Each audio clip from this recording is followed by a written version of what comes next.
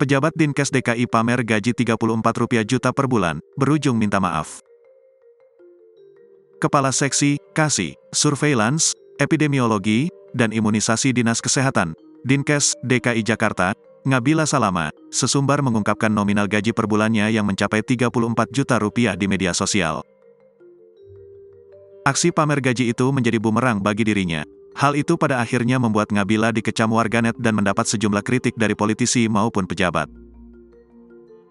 Usai sesumbar mengungkapkan nominal gaji per bulannya yang mencapai puluhan juta rupiah, Ngabila pun meminta maaf.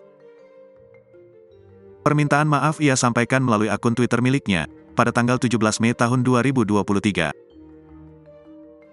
Saya juga meminta maaf sebesar-besarnya kepada seluruh pihak yang dirugikan juga instansi saya atas perbuatan yang tidak bijak tersebut, tulis Ngabila dalam akun Twitternya.